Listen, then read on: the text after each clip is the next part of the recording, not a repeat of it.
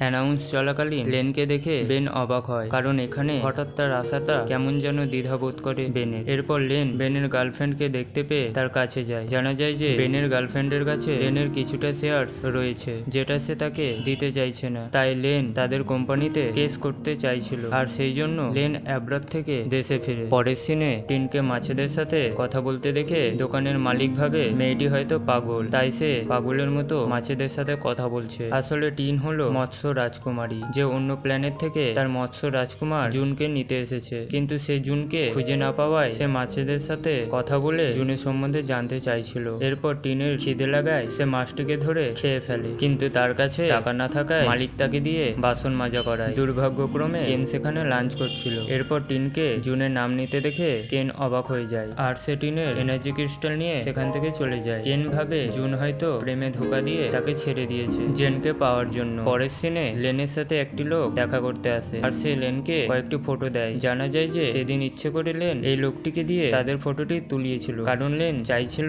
দ্রুত ফেমাস হতে গেলে এই ফটোটি সোশ্যাল মিডিয়ায় পাবলিশ করতে হবে, নইলে তার ফলোয়ার্স বাড়বে না। পরের সিনে জুন লেনকে ডিনারে ইনভাইট করে। এরপর জেন ও জুন ইচ্ছে করে লেনকে নেশাগ্রস্ত করে ফেলে। এরপর লেনকে বাড়ি রাখতে এসে তার সম্বন্ধে কিছু জানতে চাইছিল। জানা যায় যে লেনের বাবা মারা যাওয়ার আগে লেনের জন্য একটি উইল ছেড়ে গিয়েছিল, কিন্তু জেন সেই উইলটা তার কাছ থেকে নিতে পারে না। এরপর তাদের দুজনকে একসাথে ফিরতে দেখে কেন রেগে গিয়ে জুনকে মারতে যায়, কিন্তু জেন তাদেরকে শান্ত করে কেনকে নিয়ে চলে যায়, আর তা দেখে জুন অনেক কষ্ট পায়।